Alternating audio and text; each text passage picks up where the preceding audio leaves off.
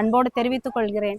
காற்றுக்கு வாசிக்க தெரியாது, இருந்தாலும் புத்தகத்தை பிரட்டுகிறதுன்னு சொல்லுவாங்க இல்லையா, அந்த மாதிரி நூலகம் அமைச்சு கொடுத்திருக்காங்க. அது சார்ந்த மக்களுக்கும் நீங்க ஒரு நன்றி சொன்னீங்கன்னா நல்லா இருக்கும்னு நினைக்கிறோம். நூலகத்தை அமைக்க வேண்டும் என்று சொல்லி நம்ம கேட்ட பொழுது நம்முடைய சிக்காரம்பாளையம் ஊராட்சி தலைவர் அவர்கள், முன்னாள் ஊராட்சி தலைவர் திரு ஞானசேகரன் ஐயா அவர்களை அணுகிய பொழுது அவர்கள் மனமுவந்து உடனடியாக 50,000 ரூபாயை எடுத்து கொடுத்து நீங்கள் பள்ளியிலே நூலகம் அமையுங்கள் என்று சொல்லி எங்களை உற்சாகமூட்டி அதில் வைக்கக்கூடிய புத்தகங்களையும் நமக்கு வழங்கினார்கள். அவர்கள் புத்தகம் வாசிப்பதனால் குழந்தைகள் தலை குனிந்து இருப்பதை நிமிர வைப்பது இந்த நூலகம் தான். புத்தகத்தை குனிந்து பார், உன்னை புத்தகம் நிமிர வைக்கும் என்று சொல்வார்கள்.